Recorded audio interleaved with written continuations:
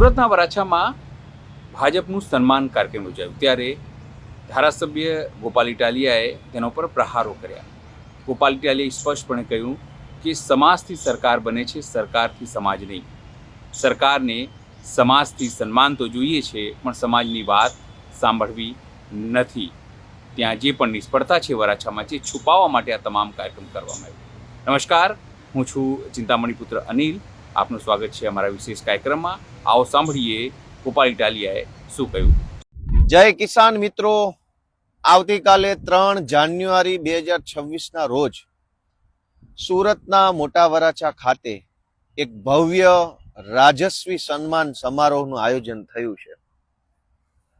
એટલે કે ગુજરાત સરકારની અંદર જે લોકો નવા નવા મંત્રીઓ બન્યા છે, ધારાસભ્યો બન્યા છે, વગેરે વગેરે વગેરેનું સમાજ તરફથી સન્માન કરવાનો એક કાર્યક્રમ આયોજન કર્યો છે.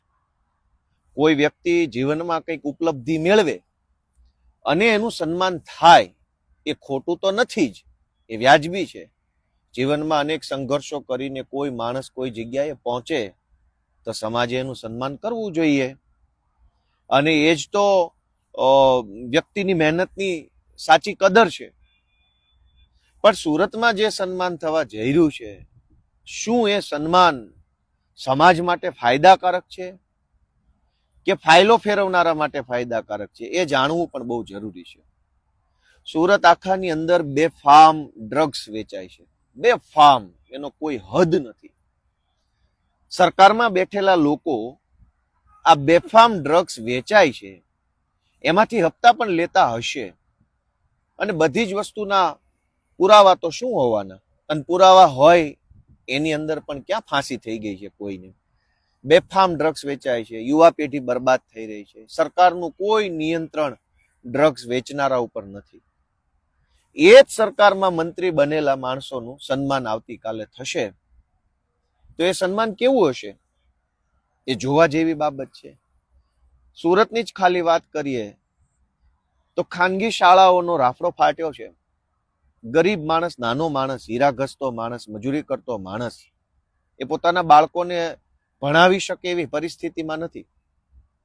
આરટીઈના એડમિશનો લીધા હોય તો પ્રાઇવેટ શાળાઓ વાળા અનેક બાળકોને અલગ બેસાડી રાખે, નાસ્તો ન આપે, બસમાં ન આવવા દે, ધાક ધમકી કર્યા કરે, એડમિશન કેન્સલ કરાવવા માટે થઈને ખોટી ખોટી રીતે હેરાન કરે. આવું બધું થાય જ છે. અને એ જ સુરતમાં શિક્ષણ મંત્રી આવવાના છે પાછા, અથવા કોઈ પણ XYZ મંત્રી આવવાના છે. જે સરકાર આપણા બાળકોને સારું શિક્ષણ ન અપાવી શકે, એ સરકારમાં કોઈ માણસ મંત્રી બન્યો છે, એનું સન્માન હોય કેવું? લોકોએ વિચારવું પડશે કે કેવું સન્માન કે જે મંત્રી, જે સરકાર, જે મુખ્યમંત્રી પોતાના રાજ્યના કે સમાજના બાળકોને એક સારું શિક્ષણ નથી અપાઈ શકતા. અનેક મા બાપોએ જમીનો વેચીને, મકાનો વેચીને, લોનો લઈ લઈને ભણે છે. પહેલાનો જમાનો એવો હતો, આજે હું આ ધરતી પર બેઠો છું કેમ કે આપણે ધરતીપુત્રો છીએ. આ આપણો પાક છે, આ જુવાર છે, આપણે ખેડૂતના સંતાનો છીએ. એક જમાનો એવો હતો કે કાઠિયાવાડમાં આપણા બધા વડવાઓ રહેતા હતા, એક સિઝનની ખેતી કરતા અને આખો પરિવાર ખુશખુશાલ રહેતો. એક સિઝન ખાલી, એક સિઝનમાં કપાસ વાયો કે મગફળી કે જે કાંઈ પણ હોય. પછી આજ ભાજપની સરકારના પાપના કારણે કાઠિયાવાડમાં ખેતી માટે પૂરતું પાણી નહીં, અસામાજિક તત્વોનો ત્રાસ, બીજી ત્રીજી વ્યવસ્થાઓ નહીં, થાકીને, કંટાળીને, હારીને, ભયભીત થઈને હજારોની સંખ્યામાં લોકો સુરત અને અમદાવાદ હિજરત કરવી પડી. આજથી બીજી કે ત્રીજી પેઢીએ હિજરત કરવી પડી. રાજી ખુશીથી તો કોઈ આવ્યું નથી. હવે અહીંયા સુરત આવ્યા તો સુરતમાં ડ્રગ્સનું દૂષણ, પ્રાઇવેટ શાળાઓની અંદર હજારો લાખો રૂપિયાની ફી ભરવી પડે છે, દવાખાનામાં માણસ લૂંટાય છે, કોર્પોરેશનની કચેરીઓ છે એ મન ફાવે એવા તોડ કરી જાય છે, કોઈ સાંભળવા વાળું છે નહીં, પોલીસ સ્ટેશનોની તો અલગ જ કહાની છે. અને આ બધી જ પરિસ્થિતિ જે સરકારના રાજમાં છે, એ સરકારનું સન્માન હોય કેવું? સરકાર તો સમાજ થકી બને છે, સમાજ સરકાર થકી નથી. સરકાર સમાજથી છે. સમાજ પાસેથી સન્માન જોતું છે, પણ સમાજની વાત નથી સાંભળવી. એવા માણસો કાલે મોટા વરાછામાં સન્માન લેવા આવવાના છે. જે મંત્રી કે મુખ્યમંત્રી કે આગેવાનોને સમાજ પાસેથી સન્માન મેળવવાની આશા હોય એને સમાજની વાત પણ સાંભળવી જોઈએ. તો વાત કેમ નથી સાંભળતા? સુરતમાં હજારો કરોડો રત્ન કલાકારો પોતાનો પરિવારનું જીવન નિર્વાહ કરતા હતા. પછી હમણાં થોડીક મંદી આવી છે. એ મંદીના કારણે અનેક રત્ન કલાકારો પોતાના બાળકોની ફી ન ભરી શક્યા અને એના કારણે શાળાઓ તરફથી ધાકધમકી કરવામાં આવી. પછી સરકારે ખાલી વાહવાહી લૂંટવા એક યોજના બહાર પાડી, પણ કેટલાક રત્ન કલાકારોને કેટલાક મામૂલી પૈસા મળ્યા, બાકીના રત્ન કલાકારોને આજે કોઈ સહાય નથી મળી. સન્માન જોઈતું છે, પણ સન્માન કરનારા સમાજને આપવું નથી કંઈ. તો આ કેવી વાત? આ કેવો સન્માન સમારોહ? અને સૌથી મહત્વની વાત કે આજ વરાછા વિસ્તારમાં સન્માન સમારોહ રાખ્યો છે. વરાછામાં તો એક કોલેજ નથી. 30 વર્ષ થઈ ગયા. કોર્પોરેશન, કેન્દ્ર સરકાર, રાજ્ય સરકાર બધું જ એક પાર્ટીનું. તો વરાછામાં આપણા દીકરા દીકરીઓ માટે કોલેજ કેમ ન બની? અનેક દીકરા દીકરીઓ સિટી બસોની અંદર ઘેટા બકરાની જેમ ઠૂસાઈને ક્યાં છે અડાજણ ને પાલ ને વેસુ ને પેલી બાજુ ભણવા જવું પડે છે. કાઠિયાવાડમાંથી હિજરત કરીને સુરતમાં આવ્યા તો સુરતમાં ઠેકાણું તો પડ્યું નહીં. સુરતમાં ઘેટા બકરાની જેમ બસોમાં બેસવું પડે છે. અનેક દીકરીઓને અસામાજિક તત્વોના શોષણનો ભોગ બનવું પડે છે. કેટલી ઘટનાઓ બને છે, પછી તો મા બાપ પણ જતું કરી દે છે. તો ત્યારે આ સન્માન લેવા માટે આવનારી ટોળકી છે કેમ નથી બોલતી કઈ? વરાછામાં કોલેજ કેમ નહીં? આટલો વિશાળ સમાજ રહે છે, આટલા બધા લોકો રહે છે. એક સારી કેશુભાઈ પટેલ સરકારી કોલેજ વરાછામાં હોવી જોઈએ એવી ઘણા સમયથી માંગણી છે. કેમ કોલેજ બનતી નથી? દોસ્તો, આ સન્માનના નામે આવનારી ટોળકીને ઓળખવા પડશે કે આ સન્માન છે શેનું. સૌથી મહત્વની વાત કે થોડાક દિવસ પહેલા હું એક રાજકીય રીતે ખૂબ જ પીઢ કહી શકાય, અનુભવી કહી શકાય એવા એક વ્યક્તિ સાથે બેઠો હતો. ઉંમર અને અનુભવમાં બંનેમાં ખૂબ પીઢ કહેવાય. ચર્ચા દરમિયાન એક વાત નીકળી. એમાં એવો પ્રશ્ન આવ્યો, બીજા બે લોકો પણ બેઠા હતા, કે આ ફલાણાને મંત્રી કેમ બનાવ્યો, ફલાણાને મંત્રી કેમ બનાવ્યો, પેલાને કેમ બનાવ્યો. બે ચાર અલગ અલગ વ્યક્તિઓના શા માટે મંત્રી નવી સરકારમાં બનાવ્યા એની ચર્ચા નીકળી. તો જે પેલા પીઢભાઈ હતા એને બહુ સરસ જવાબ આપ્યો. અત્યારે ચારો તરફ છે ને આપણા સમાજના વ્યક્તિ મંત્રી બની ગયા એટલે એનું સન્માન સમારોહ. પણ પેલા પીઢ માણસની વાત સમજવા જેવી હતી. એને એમ કીધું કે એક્સ નામના વ્યક્તિને, કદાચ એક્સમાં નહીં સમજાય, આપણે ચંદુ નામના વ્યક્તિને કેબિનેટ મંત્રી બનાવ્યો. શું કામ બનાવ્યો? તો પેલા પીઢ માણસે એવું કીધું કે એને કઈ આવડતું નથી એટલે બનાવ્યો. પબ્લિકે એવું કીધું કે આને કઈ આવડતું નથી તો આને કેમ મંત્રી બનાવ્યો? તો પેલા પીઢ માણસે એમ કીધું કે કાંઈ નથી આવડતું ને ઈ જ એની લાયકાત છે ને એટલે જ એને મંત્રી બનાવ્યો છે. કંઈક આવડતું હોત તો નથી બનાવવાનો. તો પેલા બે લોકોને જિજ્ઞાસા થઈ કે કઈ નથી આવડતું એને મંત્રી બનાવ્યો. આ કોઈ લાયકાત છે? કે ગાંડો છે, ગમાર છે, બુદ્ધિ વગરનો છે, ઓછી ખબર પડે છે, નથી કાંઈ એનામાં કઈ નૂર નથી, દેશી ભાષામાં એનામાં કોઈ તાકાત, બળ કે વિલ પાવર નથી, તો એને કેવી રીતે બનાવ્યો? તો પીઢ માણસે કીધું કે એનામાં કઈ નથી એટલે જ એને બનાવ્યો. તો આ બાજુના ભાઈએ પાછું પૂછ્યું કે એવું કેમ? તો પીઢ માણસે જે જવાબ આપ્યો એ સમજવા જેવો છે. પીઢ માણસે એવું કીધું કે જેનામાં કાંઈ ન હોય ને એને ગમે ત્યારે રવાના કરી દે, મંત્રીમંડળમાંથી કાઢી મૂકે, તો એની હારે તાલુકાનો પ્રમુખ પાર્ટી ન બદલે. જૂના જમાનામાં એવા કદાવર નેતાઓ હતા મંત્રીમંડળમાં કે ખાલી રાજીનામું આપવાની વાત કરે ને તો એની બાજુમાં બીજા 20, 30, 15 ધારાસભ્યો હોય કે અમારા ફલાણા મંત્રી રાજીનામું આપશે તો 20 ધારાસભ્ય એની ભેગા જતા રહેશે. ભાજપની સરકારે શું કરી કે મંત્રી એવાને બનાવવાનો જે નમાલો હોય, નબળો હોય, નિર્બળ હોય, વિલપાવર વગરનો હોય, એનામાં બહુ કઈ લાંબી ગતાગમ ન હોય, જેથી કરીને જેમ દબાવો હોય, જેમ દુરુપયોગ કરવો હોય, જેમ ઘસવો હોય, જેમ એને છોલવો હોય એમ છોલી શકાય. અને છેલ્લે જયારે એને કાઢી મૂકે મંત્રીમંડળમાંથી રાતોરાત કે ચાલો એ નીકળો બધા જ ભાગો અહીંથી, ત્યારે સમાજ નારાજ ન થાય. કેમ કે આજે સમાજ સન્માન કરે છે, પણ મંત્રીમંડળમાં કાઢી મૂકશે ત્યારે સમાજ નારાજ નહીં થાય. શું કામ? કેમ કે સમાજનો નેતા તો છે જ નહીં. જૂના જમાનામાં એવું હતું કે મંત્રીમંડળમાંથી એકાદા વ્યક્તિને પડતો મૂકે તો આખો સમાજ નારાજ થતો ને એનું પરિણામ ચૂંટણીમાં દેખાતું. એટલે ભાજપે નક્કી કર્યું કે જે સમાજનો નેતા જ ન હોય, સમાજ આરે જેને કઈ લેવા દેવા જ ન હોય, સમાજની અંદર ભાવનાથી જોડાયેલો ન હોય, જેની પાછળ હજારો યુવાનો કે હજારો વડીલો જોડાયેલા ન હોય એવા ગાંડાને મંત્રી બનાવવાનું. એટલે ભવિષ્યમાં જયારે એને મંત્રીમંડળમાંથી કાઢી નાખો ત્યારે આખો સમાજ નારાજ ન થાય. એટલે આજે જે સન્માન થઈ રહ્યું છે એ સમાજના નેતા નથી થઈ રહ્યું. એ તો ભાજપની પોલિસી છે. પેલા પીઢ માણસે શું કીધું કે જેની પાછળ સમાજનું પીઠબળ ન હોય એને જ મંત્રી બનાવવાનું. ગુજરાતમાં એક જ મંત્રી એવા છે જેની પાછળ સમાજનું પીઠબળ છે. એ છે પરસોત્તમભાઈ સોલંકી. છે કેટલાય વર્ષોથી મંત્રી છે અને કોઈની હિંમત નથી એને કાઢવાની. શું કામ? કેમ કે એની પાછળ સમાજનું પીઠબળ છે. તો સમાજના પીઠબળ વાળો નેતા કેવો હોય એનો દાખલો આ રહ્યો. બાકી બધા શું છે? આયારામ ગયારામ. હવે એનું શું સન્માન અને કેવું સન્માન? જેનું પોતાનું કોઈ આત્મસન્માન નથી એનું સમાજ શું સન્માન કરવાનું? સમાજના પ્લેટફોર્મ પરથી તો વટવાળા હોય એના સન્માન થતા. જૂના જમાનામાં સન્માન કોના થતા? વટવાળા માણસનું સન્માન થતું, સ્વાભિમાન વાળા માણસનું સન્માન થતું. સ્વાભિમાનના ભોગે માણસ કંઈ પણ કરવા તૈયાર ન થતો, એવા માણસનું સન્માન થતું. આજ સ્વાભિમાન બાભિમાન કઈ નહીં ભાઈ. મને તો ભાજપમાં જે કહે છે હું કચરા પોતાય કરીશ મંત્રીમંડળની ઓફિસમાં, એવા માણસોના સન્માન. એટલે સન્માન થાય એ ખોટું નથી, પણ સમાજનું વાસ્તવિક પીઠબળ જેની પાછળ ન હોય એવા માણસો મંત્રી બની જાય કે ધારાસભ્યો બની જાય કે કંઈ પણ બની જાય. હું તો એમ કહું અમેરિકન રાષ્ટ્રપતિ બની જાય. તેમાં હરખાવા જેવું શું છે? નહીતર સમાજમાં આટલા બધા પ્રશ્નો છે. જમીન માપણીનો પ્રશ્ન છે. આખા ગુજરાતમાં એટલી હદે ખેડૂતો પરેશાન છે જમીન માપણીના કારણે કે એની કોઈ પીડાનો પાર નથી. હજારો ખેડૂતો કાગળિયાઓની થેલીઓ લઈ લઈને પ્રાંત ઓફિસ, મામલતદાર ઓફિસ, DILR ટિપ્પણ કઢાવે, સિટી સર્વેમાન, એમાન તેમાન જ્યાં હોય ત્યાં જાય છે. કોઈ મેળ પડતો નથી 10-10 વર્ષથી. સન્માન લેવા આવેલા સન્માનની મંત્રીઓને આપણે પૂછવું ના જોઈએ કે આ તમારી સરકાર છે તો આ ધક્કા કાં ખાવા પડે છે અમારે પ્રાંત ઓફિસોમાં અને DILR કચેરીઓમાં? અનેક લોકો પોતાની જમીનની મેટરોમાં ખાતરની લાંબી લાંબી લાઈનો લાગે છે, બિયારણમાં કોઈ છેતરી જાય છે, ટેકાના ભાવની ખરીદીની અંદર ભયંકર ભ્રષ્ટાચાર થાય છે.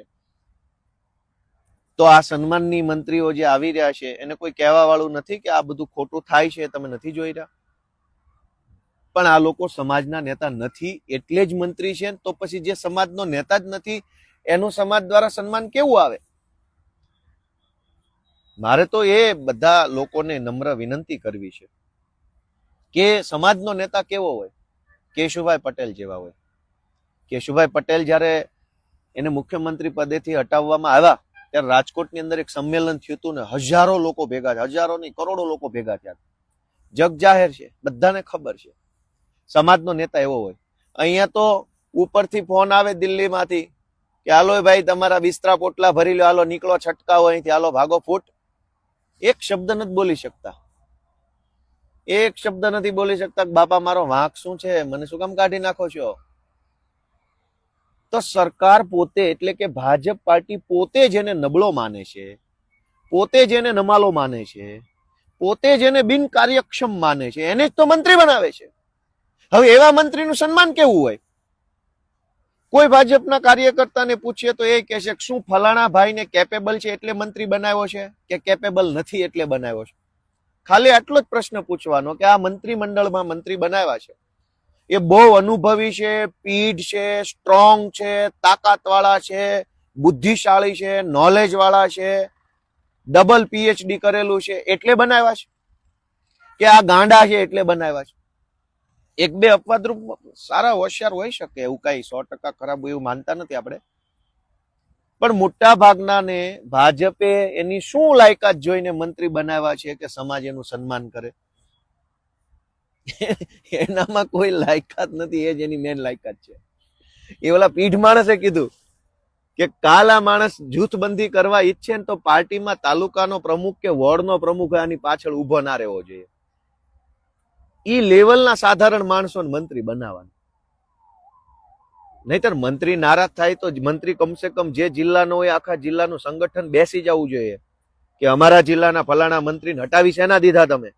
પણ હમણાં જ નવું જૂનું મંત્રીમંડળ કાઢ્યું. એક પેજ પ્રમુખ નારાજ ન થયો મંત્રીના પોતાના જિલ્લામાંથી કે ગામમાંથી તાલુકામાંથી.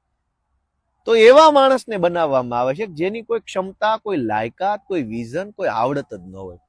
હવે જેનું કઈ છે નહીં એનું સન્માન કેવી રીતનું હોય, એનું શું સન્માન, અને એ સન્માનથી સમાજને કેવો ફાયદો થાય આપણે જાણવું પડે.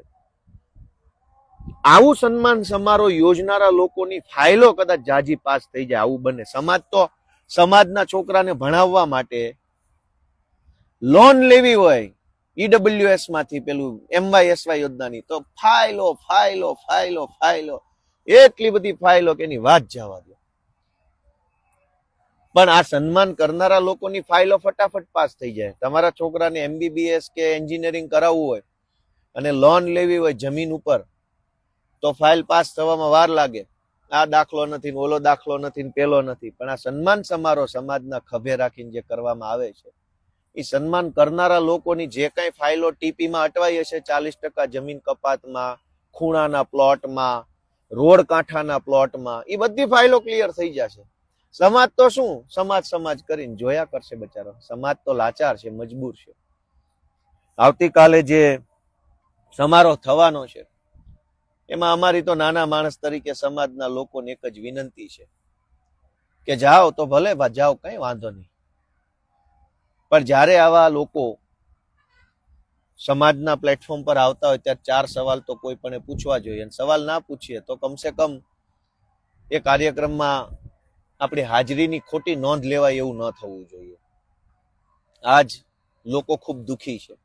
રત્ન કલાકારો, ટેક્સટાઇલની અંદર હજારો કરોડો રૂપિયાની વર્ષે ચોરી થઈ જાય છે. કોક માલ લઈને ભાગી જાય, કોક પેમેન્ટ લઈને ભાગી જાય, કોક ખોટા ચેક પકડાવી જાય. પોલીસ સ્ટેશનોમાં, ત્યાં ચોક બજાર કે બીજા ત્રીજા પોલીસ સ્ટેશનોમાં જઈએ તો અરજી લેવાના પૈસા માંગે છે. હજારો લોકો, કરોડો લોકો આપણા કાઠિયાવાડના, એના પૈસા ટેક્સટાઇલમાં ફસાયા છે. કોઈ સાંભળવા વાળું નથી. શેનું સન્માન અને શું સન્માન એમાં? એક એક મુદ્દાની ચર્ચા કરવા બેસીશું તો કોઈ પાર આવે એમ નથી. પણ દોસ્તો, આ સન્માન સમારોહના નામે સમાજને હાથો બનાવવાનું કામ થઈ રહ્યું છે. એ લોકો જાગૃત થઈને જુએ એવી મારી વિનંતી છે. કોઈ માણસ સંઘર્ષ કરીને ઉપર આવે તો એનું સન્માન થવું જોઈએ, એમાં ખોટું કઈ છે નહીં. પણ સન્માન કયા માણસનું અને એની કઈ આવડતનું થવું જોઈએ, એ મોટો પ્રશ્ન છે. ગોપાલ ઇટાલિયા ધારાસભ્ય બની જાય એટલા માત્રથી એનું સન્માન થવું જોઈએ એવું નથી. એની અંદર કોઈ આવડત છે, એનામાં કોઈ તલમાં તેલ છે, દીવામાં તેલ છે, આપણે એવું ભાભલા કહેતા, કોઈ એનામાં કઈ છે કઈ? નહીતર મંત્રી બની ગયા અને સામાન્ય માણસની પીડા દેખાય નહીં તો એનું સન્માનનો અર્થ શું રહ્યો?